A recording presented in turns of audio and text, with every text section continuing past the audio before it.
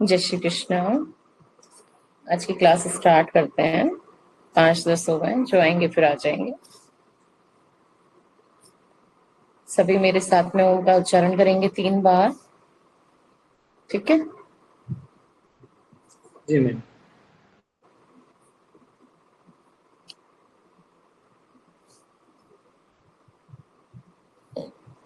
आंखें बंद, कमर गर्दन सीधी। ओम।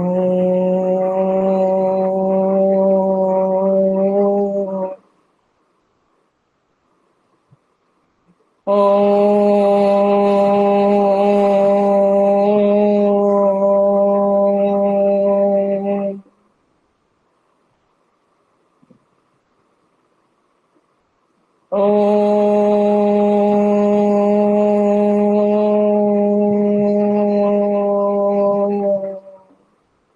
गायत्री मंत्र मेरे साथ साथ में। ओम भूर्भुवः स्वः तत्सवितुर्वरेण्यं भर्गो देवस्य धीमहि धियो यो नः प्रचोदयात्। अपने हैंड्स को रख लीजिए।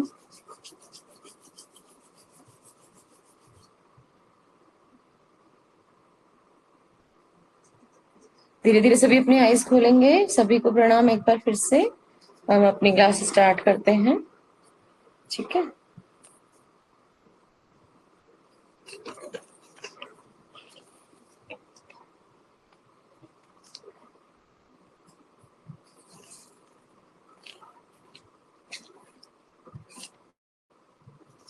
छठा अध्याय हमारा समाप्त हो गया था। अब हम आ रहे हैं अष्टम अध्याय पे, सामान्य और असामान्य गर्भ पर। ठीक है।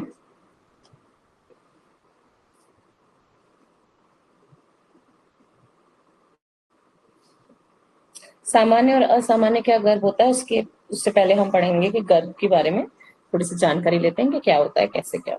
अस्तित्व में आने के समय में गर्भ इतना सूक्ष्म होता है कि उसे देखा नहीं जा सकता है और बाहर नगण्य होता है, मतलब न के बराबर। ठीक है।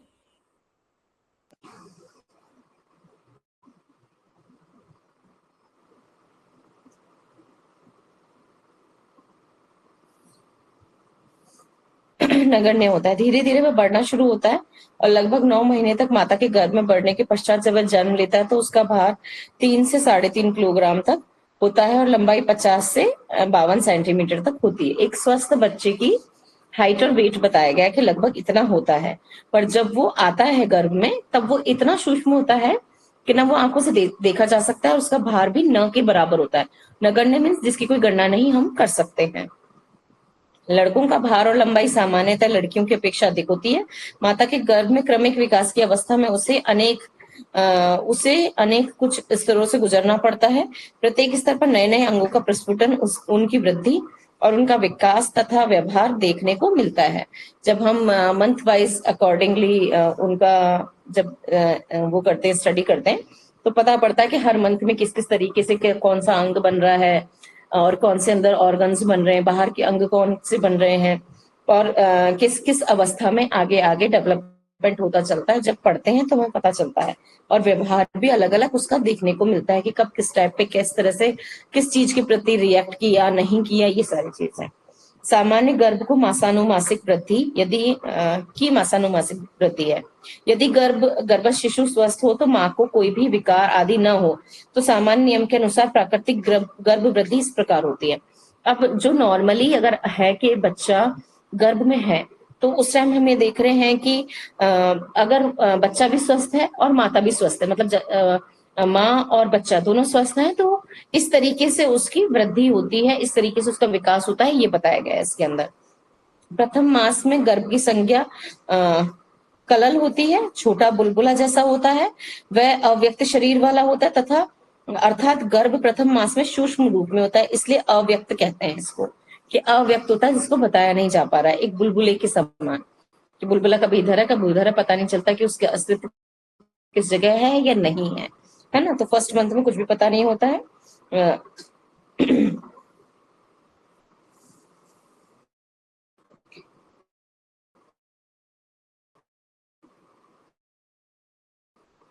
आधुनिक मतानुसार अनुसार लंबाई 6 से लेकर के 150 ग्राम तक हो सकता है, और ये नगण्य भार है, मतलब ये बहुत कम है, ये जो वेट बता रहे हैं।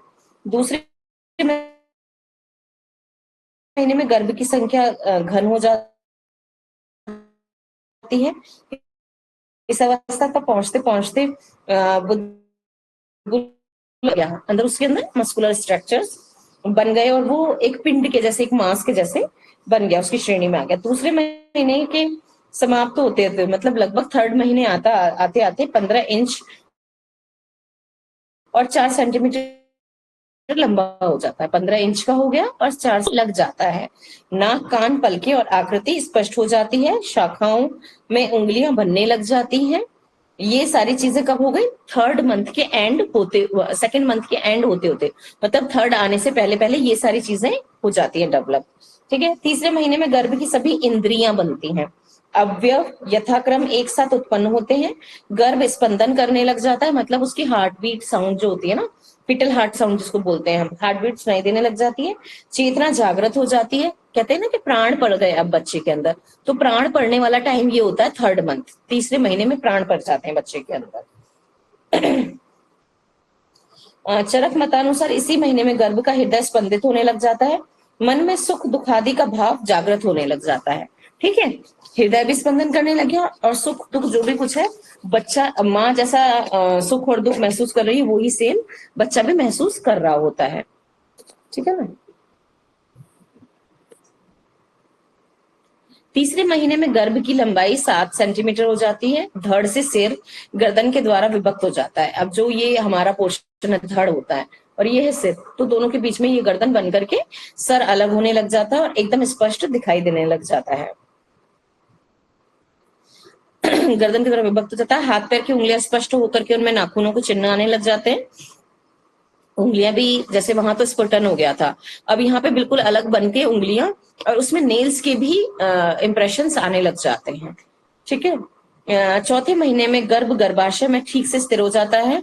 आकार बढ़ जाता है। संपूर्ण अंग प्रत्यंग विभाग स्पष्ट हो जाते हैं। गर्भ हृदय में प्रयुक्त होने वाले चेतना धातु भी अभिव्यक्त हो जाती है। इस महीने में गर्भ की लंबाई 22 सेंटीमीटर तथा भार 250 ग्राम के लगभग हो जाता है। ये चेतना धातु भी अभिव्यक्ति होने लग जाती है इसके अंदर भी, और जो हृदय होता है वो भी पूरी तरह से हर एक चीज को समझ रहा है, और स्पंदन उसमें पूरी तरह से अच्छे से प्रकट हो जाता है कि आप आराम से उसको सुन सकते हैं। सुन तो थर्ड ही महीने से सकते हैं। इसी महीने में गर्भ की लंबाई भी 22 सेंटीमीटर तथा भार 250 ग्राम हो गया। सर और शरीर में रोम प्रकट हो जाते हैं। जो ये हमारे सारे रोम होते हैं ना, रोम चित्र, बाल जिसमें आते हैं रोम, कि वो रोम प्रकट होने लग जाते हैं। लिंग स्पष्ट हो जाता है। चेहरे की आकृति भी स्पष्ट हो जाती है। जो ये हमारा फेशियल स्ट्रक्चर होता है, सारी चीजें देखने लग जाती है। 5वें महीने में गर्भ में रक्त और मांस की विशेष वृद्धि होती है। रक्त और मांस 5वें महीने में बढ़ जाता है, इसलिए माँ कुछ दुर्बल हो जाती है। 5वें मास में गर्भ की लंबाई 30 सेंटीमीटर और भार 450 ग्राम के लगभग हो जाता है। गर्भ में हलचल बढ़ जाती है। उंगलियों में मोड़ने या फैलाने की गति होने लग जाती है। गर्भ की सामूहिक दैहिक सक्रियता बढ़ने लग जाती है। हम कहते हैं ना, जब 5th महीना आता है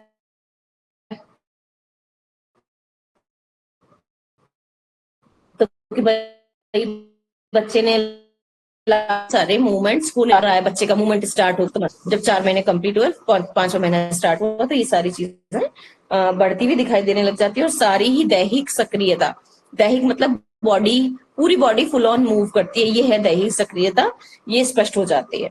6ठे महीने में गर्भ अन्य महीनों की अपेक्षा बल, वर्ण और होती है। ठीक है।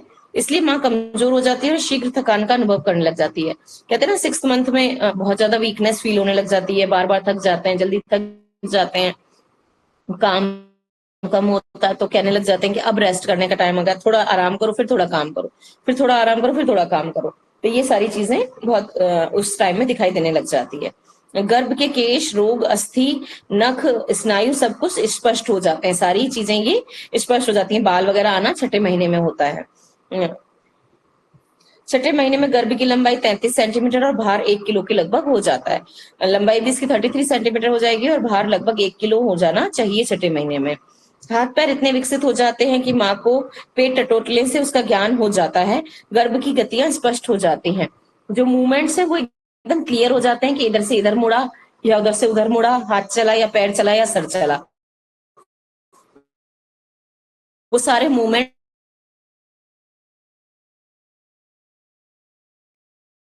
अलग हमें आभास हो जाता है कि हाँ ये चीज यहाँ पे है। ठीक है, गर्भ की सारी गतियां भी स्पष्ट दिखाई देने लग जाती हैं। 7वें महीने में संपूर्ण अंग प्रत्यंगों का विभाग और भी स्पष्ट हो जाता है। 7वें महीने तक गर्भ की लंबाई 40 सेंटीमीटर और भार 150 किलोग्राम के लगभग तक हो जाता है। ठीक है, 150 किलोग्राम, हाँ ठीक है, 1.5 किलो तक का बच्चा हो जाता है उस टाइम पे, और लंबाई भी 40 सेंटीमीटर तक हो जाती है। संक्षेप में जीवन के अंग प्रत्यंगों की जितनी वृद्धि आवश्यक है उतनी इस महीने में पूरी हो जाती है। 7वें महीने में लगभग जितनी जो सब चीजें अंग प्रत्यंग जो हैं वो सब विकसित हो जाते हैं। यदि इस महीने में अकाल प्रसव हो जाए तो बालक की समुचित देख रेख की जाए तो वह जीवित रह सकता है। इसलिए 7वें महीने के गर्भ जीवित रह जाते हैं। 8वें महीने में ओज अस्थिर रहता है, इसलिए कहते हैं ना 7 माह से जी जाते हैं, 8 माह से नहीं जीते, क्योंकि उनमें ओज की कमी होती है, इसलिए वो बहुत मुश्किल से जी पाते हैं। और 7वें महीने के बच्चे आराम से जी जाते हैं, अगर हो जाए तो। होने तो नहीं चाहिए, पर अगर हो जाता है तो, अगर ऐसा हो गया तो। रस वाहिनियों के द्वारा रस धारावाह माता के गर्भ से माता में आता जाता रहता है, और गर्भिणी बार बार प्रसन्न और उदास हुआ करती है। ओज की अस्थिरता के कारण ही इस मास में जन्मे बालकों का जीवन खतरे में रहता है। अभी मैंने बताया ना, यही बात है। नवम मास का अंत होते होते बालक का जन्म हो जाता है। 9th मंथ जैसे ही आता है तो कोई बच्चे शुरुआत में हो जाते हैं, कोई बीच में, कोई होने से पहले पहले हर बच्चा जन्म ले लेता है। यदि गर्भस्थ शिशु असामान्य हुआ तो दोनों में वैकारिक स्थिति उत्पन्न हो जाती है, तथा न तो बालक का ही पूर्ण विकास होता है और न ही स्वस्थता के प्रमाण मिलते हैं। साथ ही माँ को भी अनेक प्रकार की कठिनाइयों का सामना करना पड़ता है। अगर गर्भस्थ शिशु असामान्य है तो ये सारी चीजें सामने आती हैं। असामान्य गर्भ क्या है? गर्भ यदि असामान्य हुआ तो प्रारंभ में ही माता को स्पष्ट प्रमाण नहीं मिलते हैं। जो फर्स्ट जो सिम्टम्स होते हैं वो ही नहीं होते ढंग से। उदर वृद्धि भी सामान्य नहीं होती है। पेट जिस तरीके से बढ़ता है, क्योंकि अंदर से यूट्रस बढ़ता है, जिस तरह से बच्चा बढ़ता है, और ऊपर से वो पेट भी बढ़ता हुआ दिखाई देता है, तो वो भी वृद्धि नॉर्मल नहीं दिखाई देती है असामान्य गर्भ के अंदर। असामान्य हृदय बद्ध व गर्भ चेष्टाएं, ये इस गर्भ के सामान्य असामान्य होने के मुख्य 3 प्रमाणिक उपाय हैं। गर्भ के असामान्य रहने पर आवर्त दर्शन व अतिरिक्त सभी लक्षण लुप्त हो जाते हैं। जो ये सारी चीजें हैं वो उसमें जितनी भी सिम्टम्स हैं, जो भी चीजें हैं वो सारी लुप्त होती हुई दिखाई देने लग जाती हैं। गर्भाशय की बार बार परीक्षा करवाने पर भी स्पष्ट परिणाम हमको नहीं मिलते हैं। सही आपको रिपोर्ट्स नहीं मिल पाती हैं, इसका मतलब है कि जो गर्भस्थ शिशु है वो असामान्य है, इसलिए सारी चीजें सामने नहीं आ रही हैं। यद्यपि गर्भ की प्रतीति होती है, परंतु वृद्धि एवं विकास रुक जाता है। गर्भ तो दिखाई देता है, पर उसकी वृद्धि और विकास अगर नहीं हो रहा है, इसका मीन्स वो असामान्य गर्भ है। माता के स्तनों में भी कोई परिवर्तन नहीं होता है, तथा यूट्रस में से एक प्रकार का ब्राउन या दुर्गंध युक्त एक स्राव निकलने लग जाता है। कई बार ऐसा भी होता है, ब्राउन भी होता है, कभी कभी व्हाइट भी क्लॉट्स जैसे निकलने लग जाते हैं। तो ये बता रहा है कि वो बच्चा एबनॉर्मल है। और कभी कभी थोड़ी मात्रा में रक्तस्राव भी होता है, इससे स्पष्ट हो जाता है कि गर्भस्थ शिशु असामान्य है। हृदय शब्द नहीं मिलता है तथा गर्भ की चेष्टाएं नहीं होती हैं। हृदय शब्द में स्पीटल हार्ट साउंड जो होती है, अगर आप वो सुनने के लिए जाएंगे तो आपको वो भी सुनाई नहीं देगी। और जो गर्भ चेष्टाएं, जो वो हिल रहा है, डुल रहा है, बढ़ना है, वो सारी चीजें नहीं दिखाई देंगी। गर्भाशय की भी वृद्धि रुक जाती है। माता में विषमता के लक्षण उत्पन्न होने लग जाते हैं। यदि गर्भ में ही उसकी मृत्यु हो गई हो तो भार क्षय, बल क्षय, सुस्ती, सायंकालीन मंद ज्वर और आदि विषमयता आदि जन्य असामान्य गर्भ के लक्षण होते हैं। कि कई बार ऐसा भी होता है कि सेप्टिस का भी अनुभव होने लग जाता है, कि सेप्टिक अंदर हो गया है, या फिर जैसे तान आना बोलते हैं ना, जैसे तो वो इस तरीके की वीकनेस भी फील होती है कि हाथ पैर इठने चालू हो गए, अकड़ने चालू हो गए, किसी तरह का क्लॉट हो रहा है। पेट भी जो उदर का जो भार होता है, जैसे कि एक प्रेग्नेंट लेडी का क्या होता है, टाइट होता है पेट हर समय, क्योंकि उसके अंदर जो सारी चीजें हैं वो नॉर्मल हैं और नॉर्मली चल रही हैं, जो नॉर्मल शिशु है उसके अंदर। और अगर असामान्य गर्भ है या उसकी गर्भ में मृत्यु हो गई है तो जो पेट होता है वो भी ऐसा हो जाता है कि एकदम ढीला, जैसे लटक गया, इस तरीके की फीलिंग आती है। और उसमें आपको पता चल जाएगा कि कोई मूवमेंट नहीं है, कोई हिलना डुलना नहीं है, कुछ दिनों से बढ़ नहीं रहा है, कई सारी ऐसी चीजें, अनईजीनेस, हल्का सा फीवर, मतलब फीवर तेज नहीं होगा कभी भी, पर शाम होते होते ऐसी कंडीशन हो जाएगी कि हाँ, फील होगा कि तबीयत आपकी ठीक नहीं है। तो ये सारी जो चीजें हैं, ये सारी असामान्य गर्भ के अंदर आती हैं। असामान्यता की दृष्टि से ही आयुर्वेद में गर्भ के निम्न नामों से उद्धत किया गया: लीन गर्भ, नागोदर, उपविष्ट और गर्भशोष।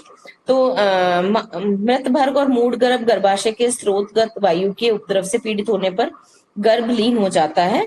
अधिक समय तक गर्भाशय में रहता हुआ मृत हो जाता है।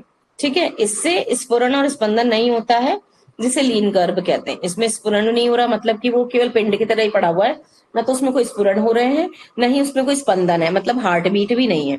तो आपको पता चल जाएगा, और इसे लीन गर्भ कहते हैं। उपवेश अर्थात पड़े रहने की प्रवृत्ति होने के कारण यह उपवेष्टक कहलाता है। इसमें अल्प स्फुरण होता है, परंतु उदर का क्रमशः वृद्धि नहीं होती है। बहुत हल्का सा उसके अंदर डेवलपमेंट तो होता है, पर बढ़ता नहीं है। तो इसको हम वो कहते हैं नागोदर वाला अपना उपविष्ट, उपविष्ट कहा जाता है शायद। हाँ, इसको उपवेष्टक कहलाता है ये।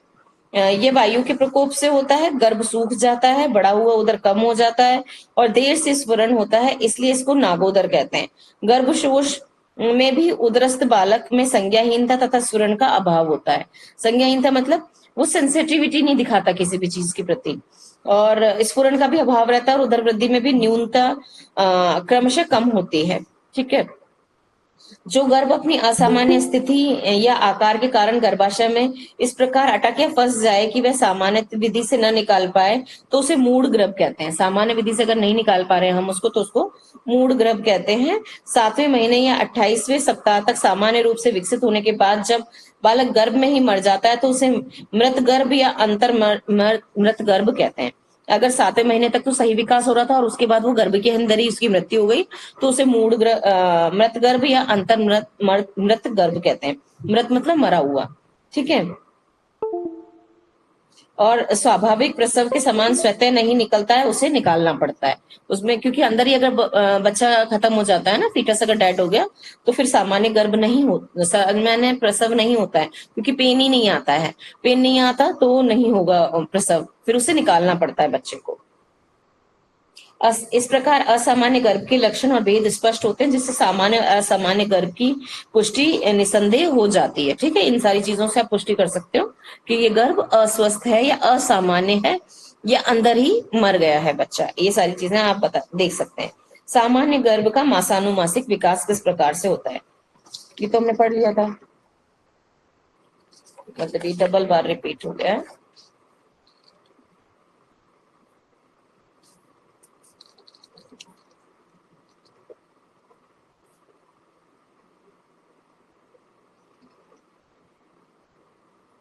ये सारा तो हमने पढ़ लिया है, ये दोबारा रिपीट है, यहाँ से लेके वहां तक दोबारा प्रिंट हो गया होगा मेरे पास में।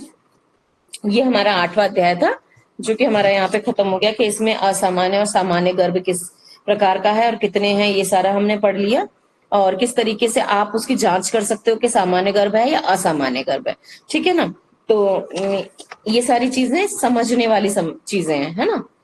इनको याद भी रखना होगा आपको कि किस चीज को हम देख रहे हैं, तो किस तरीके से आपको पता चलेगा कि किस तरीके क्या चीज अंदर है, एक्चुअल में नॉर्मल है या नहीं है, या एबनॉर्मल है। क्योंकि कई बार क्या होता है कि ऐसे भी होता है कि लोग जब कोई भी आपको जान रहा है कि भैया आप नेचुरोपैथी में प्रैक्टिस कर रहे हैं, तो सोचते हैं हमारे घर के पास ही कोई डॉक्टर है या फिर ऐसे जानने वाले रह रहे हैं मेडिकल के, तो हम उनके पास चलते हैं। तो जब वो आपके पास आए, तो आपको एटलीस्ट डायग्नोस करना आना चाहिए कि कंडीशन क्या है, उसके अकॉर्डिंग उनको सजेस्ट कीजिए कि आपको यहाँ जाना है, ये काम करना है। ठीक है, और अगर असामान्य गर्भ आपको कहीं से भी प्रतीत होता है, या जो मृत प्राय वाला है कंडीशन, ठीक है ना, जो ये मृत गर्भ है और अंतर मृत गर्भ और मृत गर्भ, मतलब अंदर ही 7वें महीने में जो डेड हो जाता है ये वाला, और जो ये लीन गर्भ है, ये सारे आपको देखते ही पता चल जाएंगे। ये तो इसमें बहुत इजी डायग्नोस है। ठीक है, तो ये समझना भी बहुत जरूरी है कि फीटल हार्ट साउंड आ रही है नहीं आ रही है, उससे पूछना भी जरूरी है कहीं इस तरीके की कोई ब्लीडिंग तो नहीं है, कहीं कोई स्राव तो नहीं हो रहा है, पेन तो नहीं है, आपने ऐसा क्या किया, गिर तो नहीं गए आप, या फिर आपके कहीं चोट तो नहीं लग गई।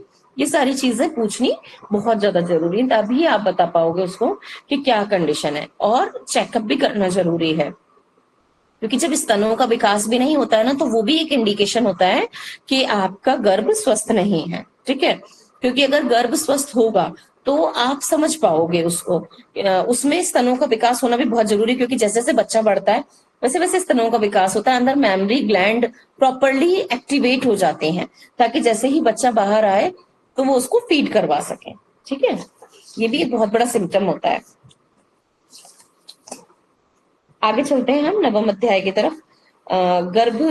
गर्भावस्था में आचरण की विधान और सावधानियां क्या क्या है, मतलब क्या करना चाहिए और क्या नहीं करना चाहिए। गर्भिणी का धर्म, अब धर्म तो यही है कि अगर आप प्रेग्नेंट हैं, प्रेगनेंसी आपकी चल रही है, तो आपको क्या खाना है, क्या पहनना है, किस तरीके के वस्त्र पहनने चाहिए, ये भी बहुत जरूरी है। पहनना मैंने इसीलिए बोला है क्योंकि आप क्या पहन रहे हो ये भी बच्चे के ग्रोथ के ऊपर बहुत ज्यादा डिपेंड करता है। उसकी ग्रोथ डिपेंड करती है आपके कपड़े पहनने के तरीके पे, क्योंकि कोई टाइट तो नहीं है, कहीं उसको चुभ तो नहीं रहा है, उसके कारण उसकी ग्रोथ तो नहीं रुक जाएगी, सारी सर्कुलेशन प्रॉपर हो पा रही है कि नहीं हो पा रही है, हील्स तो नहीं पहन रहे हैं, फ्लैट चप्पल जूते पहन रहे हैं कि नहीं पहन रहे हैं, और ध्यान से चल रहे हैं, कूद फांद नाचना, तेज चीखना चिल्लाना, ये सारी चीजें रिस्ट्रिक्टेड है, नहीं करने चाहिए, है ना। तो हम पढ़ते हैं आगे कि इसमें क्या बता रखा है, ये तो मैंने बता दिया। आगे चलते हैं। स्त्री के गर्भवती होते ही उसमें परिवर्तन प्रारंभ हो जाते हैं। सर्वप्रथम तो मासिक स्राव का रुक जाना ही गर्भावस्था का सूचक होता है। इस समय प्राय दूसरे या तीसरे महीने तक मितली आना, भोजन में अरुचि, थकान, आलस्य, निद्रा का अधिक आना और भोज्य पदार्थों की स्वाभाविक गंध से अरुचि सी हो जाती है। स्वाभाविक तो क्या है, जो शुरुआत में जो परिवर्तन होते हैं वो लगभग सभी को होते हैं, है ना। और उसमें है कि ये सारी चीजें, मासिक स्राव का रुक जाना सबसे पहले सिम्टम है आपका। उसके बाद में दूसरे तीसरे महीने तक आपको उबकाइयां आ रही हैं, किसी भी चीज की स्मेल से अधिक परेशानी हो रही है, या उससे सर दर्द हो गया, या उससे उल्टी आने लग गई हैं, जी घबराना लग गया है, खाना अच्छा नहीं लग रहा, थकान बहुत हो रही है, ये सारी चीजें, आलस आलस सा रह रहा है, सोने का मन कर रहा है, काम करने का मन नहीं कर रहा है, तो ये सारी चीजें भी नॉर्मल है वैसे। और इन्हीं सारी चीजों से पता चलता है। तो इस अवस्था में 20 दिन के बाद में मूत्र परीक्षण करवा लेना चाहिए। इससे आपको पता चल जाता है कि आप प्रेग्नेंट हैं या नहीं है, या किसी और कारण से आपका जो मासिक धर्म है वो रुक तो नहीं गया है। ये परिवर्तन स्वाभाविक होता है, अतः औषधियों का कोई प्रयोग नहीं करना चाहिए, ना ही लाक्षणिक चिकित्सा की आवश्यकता होती है। मतलब लक्षणों की भी चिकित्सा नहीं करनी है। लक्षणों की चिकित्सा मतलब कि अरुचि भोजन के लिए, मितली आना, सर दर्द होना, नींद आना, आलस आना, इनका कोई भी ट्रीटमेंट नहीं करना है। ठीक है, विशेषकर प्रथम 3 महीने तक किसी भी प्रकार की औषधि न लें और ब्रह्मचर्य का पालन करें। प्रातः ग्लानि व वमन अत्यधिक हो अगर, तो प्रातः काल बिस्किट आदि खाकर पानी पी लेना चाहिए। इस समय में सूखा ग्लूकोज फायदेमंद होता है, और हर आधे घंटे के बाद सूखा ग्लूकोज खाते रहना चाहिए।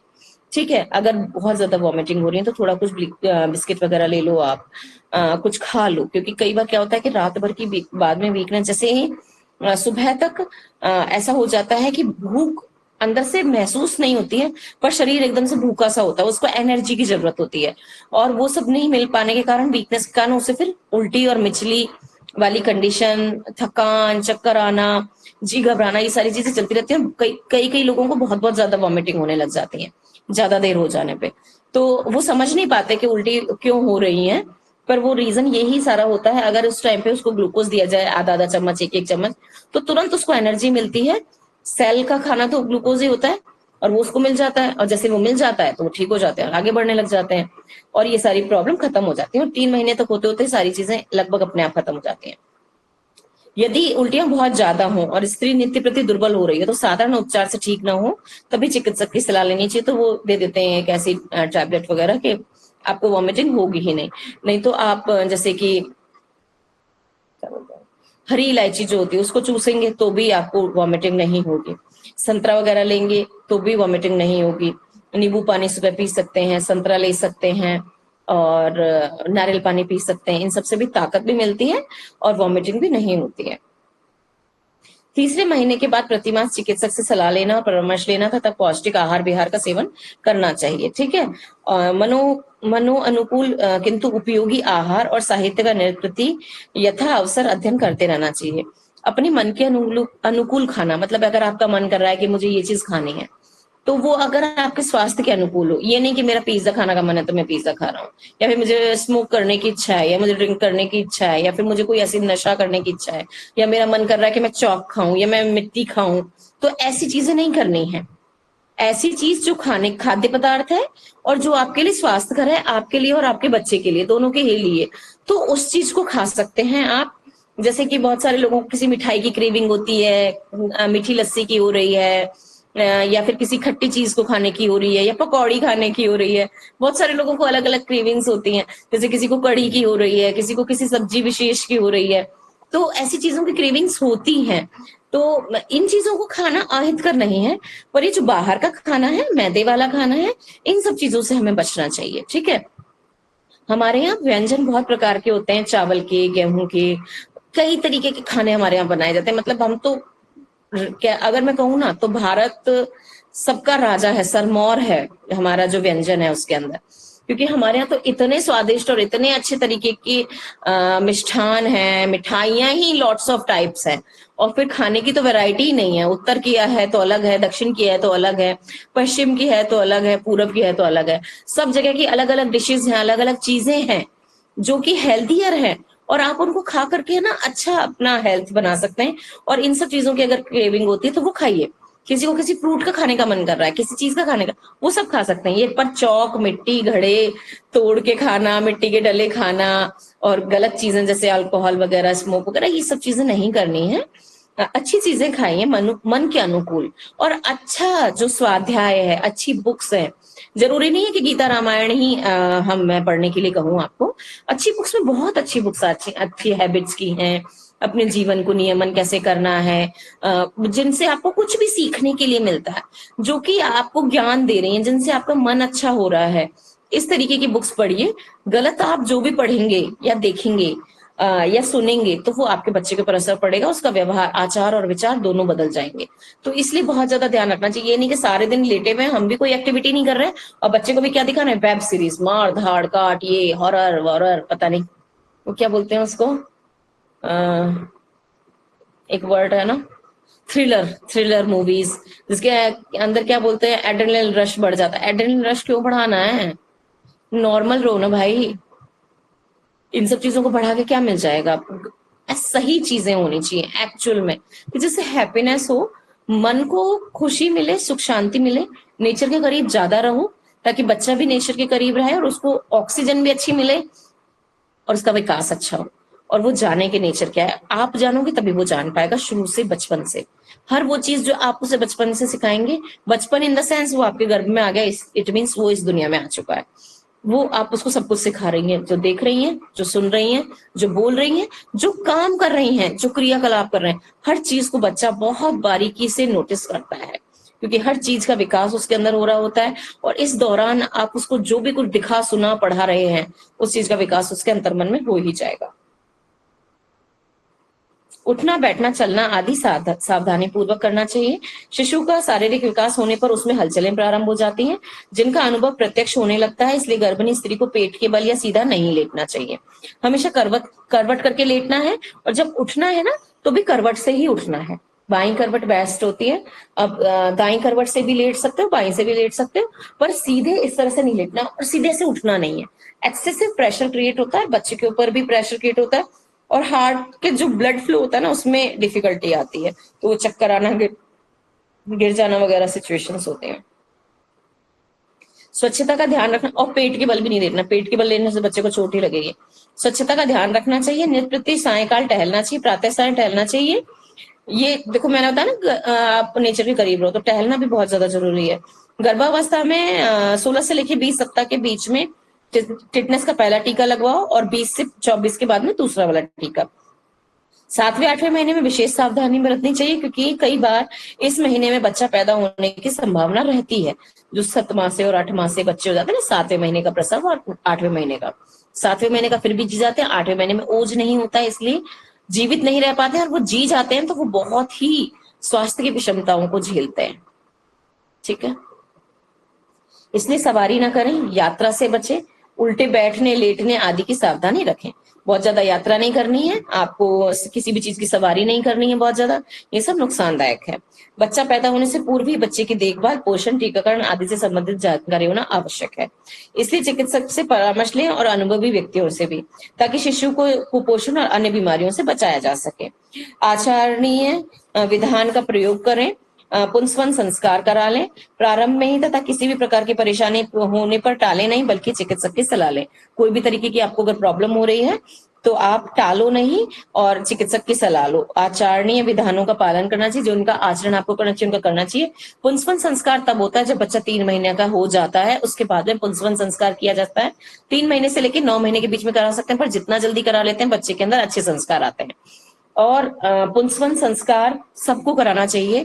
पहले के टाइम में तो जब गर्भ में आ जाता था बच्चा, तीसरे मंथ में बड़ी धूमधाम से सारे अपने मित्रगण, अपने परिवार सबको बुला के पुंसवन संस्कार कराया जाता था। और ये हमारे 16 संस्कारों में से एक संस्कार है जो बहुत एसेंशियल है, और जो बच्चों के अंदर संस्कार की नींव रखने का काम ये संस्कार करता है। और मैंने करवाए हैं, और जिनको जानती हूँ उनको सबको बोलती हूँ कि पुंसवन संस्कार करवाएं। ये बच्चे के अंदर शुभ गुणों का विकास करते हैं, सारे ही परिवार का, और जितने भी लोग वहां आते हैं सब उसको शुभ आशीष देते हैं, ताकि बच्चा अच्छे से पैदा होता है, हेल्दी रहता है, अच्छे संस्कार, क्योंकि एक पूजा पाठ का क्रम इसमें चलता है, तो बच्चे को पता पड़ता है कि मेरे आने के लिए इस तरीके की एक पूजा करी गई। इसमें स्वाध्याय भी दिया जाता है, आपको स्वाध्याय करने के लिए अच्छी बुक्स भी दी जाती हैं, कि किसी न किसी तरीके का संकल्प लेने के लिए कहते हैं कि जो आपको अच्छा लगे, जो मंत्र आप जाप करना चाहते हैं, जो भी पूजा पाठ आप करना चाहते हैं, उसका एक नियम बना लें। ये नियम आपने बनाया तो आपने बनाते ही अपने बच्चे को भी नियम ये दे दिया, गिफ्टेड दे दिया। ठीक है, तो जैसे ही आपने ये नियम दे दिया, वो बच्चे को नियम मिल गया, है ना। तो इसलिए भी पुंसवन संस्कार कराना एक अच्छी चीज है। इसमें गर्भिणी स्त्री को ये भी बताया जाता है क्या खाना है क्या नहीं खाना है। खीर वगैरह का प्रसाद बनाया जाता है, उससे हवन करवाया जाता है। फिर वो जो खीर का बचा हुआ प्रसाद है जो हवन करने के बाद, वो गर्भिणी स्त्री को खाने के लिए दिया जाता है, नारियल दिया जाता है, और इसी तरीके के चीजें बताई जाती हैं उसके अंदर कि आपको ये खाना है, ये नहीं खाना है, आपको इस तरीके से रहना है। घर के जो सारे मेन पर्सन होते हैं, जैसे कि सास ससुर माता पिता भाई बहन पति, और जो पति के भाई बहन है, वो सब मिलकर के गर्भिणी को कमर पर हाथ रख करके, कंधे पे हाथ रखकर आश्वासन देते हैं। वो संकल्प लेते हैं कि वो उसका ध्यान रखेंगे, और उसकी प्रसन्नता का ध्यान रखेंगे, और उसके स्वास्थ्य का ध्यान रखेंगे। तो उनकी रेस्पॉन्सिबिलिटी बढ़ जाती है, और जो गर्भिणी स्त्री होती है उसका स्वागत किया जाता है, और आने वाले बच्चे का आने से पहले ही स्वागत किया जाता है। ये होता है पुंसवन संस्कार, जो कि मेरी तरफ से तो बहुत एसेंशियल है, करना ही चाहिए। मैंने भी करवाया था अपना, और जितने लोग मुझसे मिलते हैं मैं उन सबको बोलती हूँ कि पुंसवन संस्कार करवाइए। गर्भस्थ शिशु का संस्कार पहला संस्कार हो जाता है ये। उसके बाद में और बहुत सारे संस्कार हैं, 16 संस्कार जैसे कि हम सभी जानते हैं ही। उसमें से एक पुंसवन संस्कार है, बहुत इंपॉर्टेंट है, इसलिए मैंने इसको थोड़ा सा डिस्क्राइब कर दिया है। ठीक है। माँ और शिशु के पूर्ण विकास और शारीरिक मानसिक स्वास्थ्य की जानकारी आवश्यक है, ताकि दोनों का भविष्य सुरक्षित और सुखमय रह सके। जहां तक हो सके परिस्थिति अनुकूल ही प्रत्येक गर्भिणी का को स्वस्थ और जीवन व्यतीत करना चाहिए। अपना ध्यान भी रखना चाहिए, सुखमय जीवन आपको व्यतीत करना है, मतलब कि सिचुएशंस को अपनी तरफ से मत आप मोल्ड करो, क्रश करो, मैस फैलाओ। थोड़ा शांति के साथ में कोई भी बात है तो आराम से बात कर ली जाए, गुस्सा कम से कम करना है, खुश रहने की चेष्टा करनी है, हर बात को दिल पे नहीं लेना है। आई नो कि हार्मोनल इम्बैलेंसेस होते हैं, उस टाइम पे चेंजेस बहुत ज्यादा होते हैं, मूड स्विंग्स भी थोड़े बहुत होते हैं, पर उन सबको एक बहाना बना के किसी को भी टारगेट करके ना आपको बोलना है कुछ, और ना ही अपने मन को दुखी करना है। तो खुद भी सुखी रहो, वातावरण भी सुखी रहेगा, आसपास का अच्छा रहेगा एनवायरनमेंट, तो बच्चा भी सुखी रहेगा। आगे चलते हैं। प्रारंभ में ही मन वाणी और अंतःकरण से स्वच्छ निर्मल और प्रसन्न रहना चाहिए, ताकि भावी संतान भी स्वस्थ और दीर्घायु हो। बच्चे के हेल्थ पे सबसे ज्यादा असर पड़ता है इन सब तरीके के गलत एनवायरनमेंट से, इसलिए बार बार माँ को स्वस्थ प्रसन्न रहने के बारे में बोला गया है। गर्भवती को प्रथम तिमाही में विशेष रूप से ध्यान देना चाहिए। जोर से उठना, झटके से उठना, बैठना, दौड़ना, सीढ़ी चढ़ना उतरना, पानी आदि भरना, किसी भी प्रकार का भारी बोझ और झटके से बचना है। शोक, क्रोध और शुभता आदि का त्याग कर देना है आपको। पति से दूर रहने का प्रयास करना है। ठीक है। प्रारंभ में यदि प्राइमरी पैरा है तो प्राइमरी पैरा मतलब फर्स्ट जो ट्राइमेस्टर होता है, पहले के 3 महीने, प्रथम मास से लेकर के नवम मास तक का primary para sorry primary first अगर बच्चा है ना आपका, तो उसमें है प्रथम मास से लेकर नवम मास तक का आहार विहार और स्वास्थ्य संबंधी निर्देश और शारीरिक स्वच्छता और स्वच्छता संबंधी निर्देश लेकर अच्छी तरह से उसके लाभ हानि गर्भिणी को समझा देने चाहिए। हमको पूर्ण रूपेण शारीरिक और मानसिक दोनों स्वास्थ्यों को ठीक रखने का यत्न करना चाहिए। व्यायाम, विश्राम, निद्रा हितकर होती है। व्यायाम भी करना है हल्का फुल्का, विश्राम भी करना है, निद्रा भी अच्छी नींद लेनी है, गहरी नींद, और अधिक परिश्रम करने वाले व्यायाम नहीं करने हैं। अपनी बॉडी को जबरदस्ती हरेस नहीं करना है, फोर्स नहीं करना है, जिससे थकावट हो ऐसी चीजें नहीं करनी है। हृदय गति बढ़े ऐसा काम नहीं करना है, ना ही ऐसे प्रयत्न और चेष्टाएं करनी जिससे गर्भ में फड़काव उत्पन्न हो, मतलब फीटल भी उसका भी दिल तेज धड़कने लगे, ऐसा कुछ हमें नहीं करना है। घर के हल्के फुल्के काम ही करने हैं, चलना फिरना है, स्वच्छ हवा में टहलना हितकर होता है। इनसे इन व्यायामों से शरीर में स्फूर्ति रहती है और जो सर्कुलेशन होता है ब्लड का वो अच्छा रहता है और बच्चे की ग्रोथ भी अच्छी होती है। ठीक है। पेशियां कार्यक्षम और सहनशील बनी रहती है। इससे प्रसव में एक प्रकार की पेशी का ही व्यायाम है, किसी प्रकार का कष्ट नहीं हो पाता है, प्रसव सुविधाजनक होती है।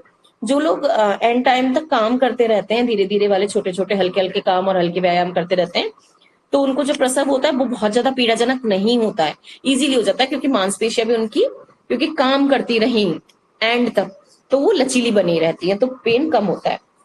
अब गर्भावस्था की सावधानियां क्या है? गर्भावस्था में उन सवारियों को त्याग करना चाहिए जिसमें संक्षोभ हो, जैसे घोड़ा गाड़ी, बैलगाड़ी, ट्रैक्टर, ये सब तो आजकल है ही नहीं। साइकिल, स्कूटर आदि दोपहिए वाहनों को भी नहीं करना चाहिए। ऊंची नीची गड्ढे वाली सड़कों पे भी सवारी नहीं करनी चाहिए। इनमें गर्भ में हलचल होती है और झटके लगने पर स्थान भ्रंश आदि का खतरा रहता है, मतलब अपनी जगह से हट सकता है, वो भी प्रॉब्लम हो जाती है। गर्भवती को उत्कटासन में नहीं बैठना, मतलब उकड़ू जो बैठते हैं वो नहीं बैठना है। इससे मूलाधार पीठ पर तनाव पड़ता है और भगद्वार विस्तृत हो जाता है और खुलता है मुंह, ठीक है ना, यूट्रस का वही भगद्वार होता है, तो वो नहीं करना है। साथ ही उदर की प्राचीर पर भी दबाव पड़ता है, इससे गर्भपात की भी संभावना रहती है। ठीक है ना, बहुत ध्यान रखना चाहिए। कैसे उकड़ू बैठोगे तो बहुत प्रेशर लगता है, नहीं बैठना है उसके लिए आपको। बहुत सारे लोगों को आदत होती है ना उकड़ू बैठने की, इसलिए परिश्रम के साथ ही विश्राम की भी उचित व्यवस्था रहे, प्रबंध करना चाहिए। जहां तक संभव हो मध्यांतर में विश्राम करना चाहिए, कपड़े ढीले पहनने चाहिए, पैर को थोड़ा ऊपर करके शयन करना चाहिए।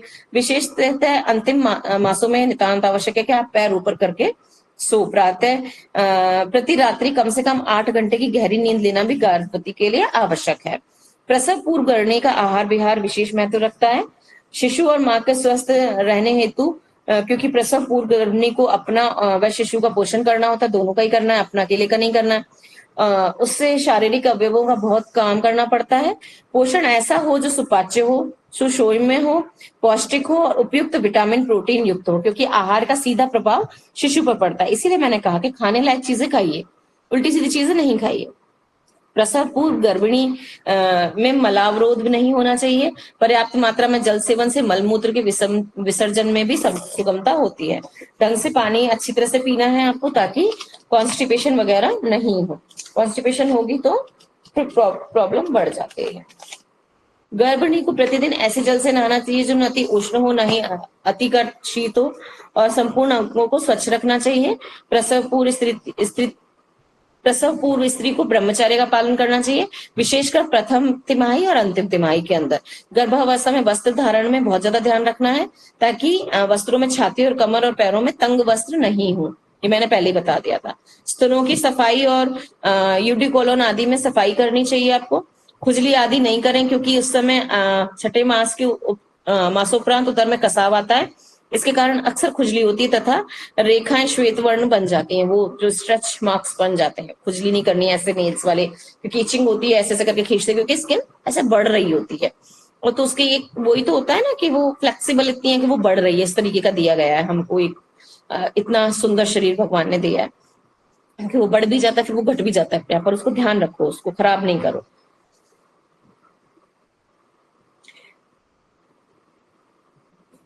इन्हें खुजलाने पर गहरे निशान बन जाते हैं, इसलिए हल्के तेल का प्रयोग करना चाहिए इसमें।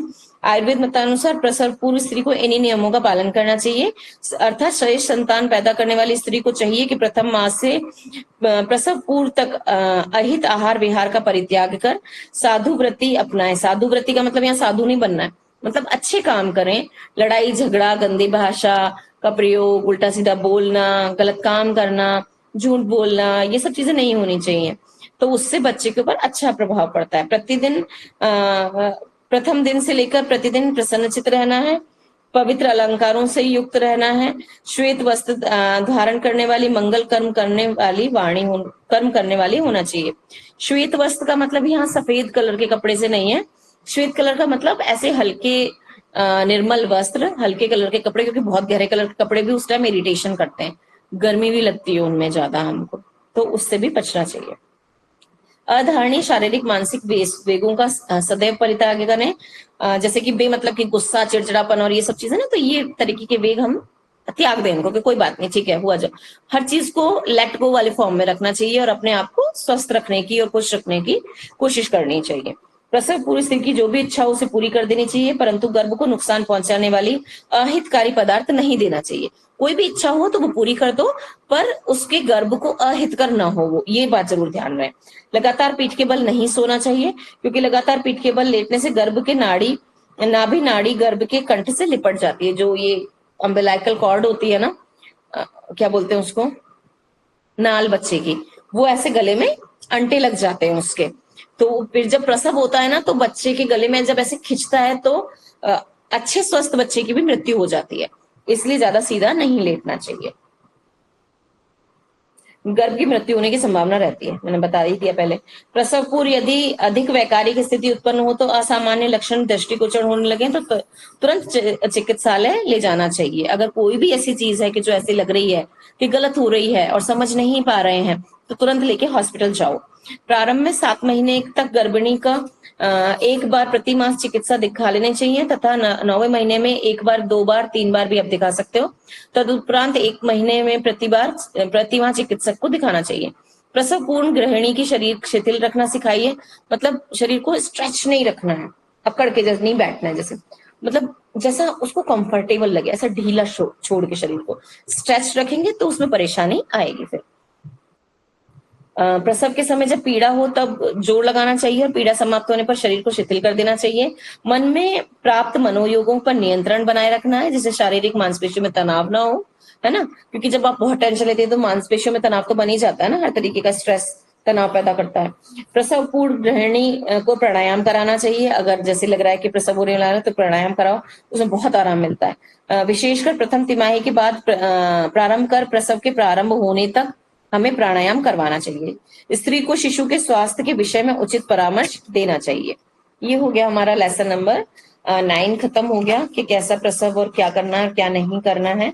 ये सारी चीजें यहीं पे खत्म हो जाती है। 9वां अध्याय हमारा क्या आचार विचार है, क्या सारी चीजें करनी है। अब रह गया हमारा 10वां अध्याय, प्रसव संबंधी ज्ञान और प्रसव किस तरीके से होता है, इसके बारे में पढ़ेंगे हम।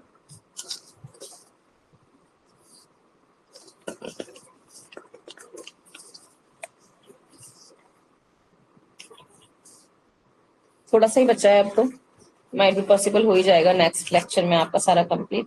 तो प्रसव संबंधी ज्ञान क्या है ये सारा हम पढ़ लेंगे। अब तो 2-4 मिनट, 5-7 मिनट ही रह गए हैं। कहो तो पढ़ा दो थोड़ा बहुत, देख लो। मैं देख लें, थोड़ा बहुत करा दो। 6 मिनट रहे। हाँ 6-7 मिनट रह गए, 6 ही मिनट रह गए बस। एक वो क्या मैम आपने किताबें दिखाई थी, वो स्क्रीन भेजी नहीं मैम, अच्छा जो नहीं आपने भेजी? किताब, हाँ उनको हाँ हाँ, स्क्रीनशॉट डाल लेते तो थोड़ा। अच्छा ठीक है, डाल दूंगी मैं। जी ठीक मैम, है, ठीक। हाँ हाँ मैं डाल दूंगी, आज डाल दूंगी। ठीक है, जी मैम। अभी आपका जो नेक्स्ट होगा उसमें शायद खत्म हो जाएगा सारा।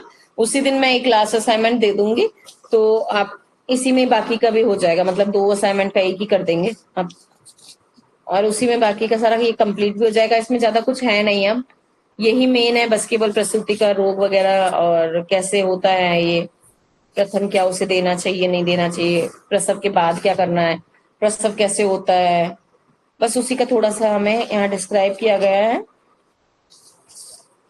इसे आजकल तो सारे ही प्रसव हॉस्पिटल्स में होते हैं, बहुत ज्यादा हमारे लिए ये वो नहीं है, पर फिर भी हमें पता होना चाहिए कि अगर बाय चांस कभी भी कोई इमरजेंसी हो तो हम उस चीज को देख सकें।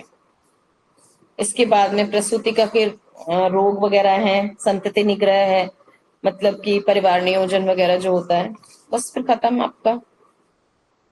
ठीक है, जी। चलिए कुछ पूछना था क्या? नहीं। चलिए तो क्लास को हम आज की क्लास को यहीं समाप्त करते हैं। मैं भेज दूंगी आपको स्क्रीनशॉट्स, फोटोज इसकी खींच के डाल दूंगी।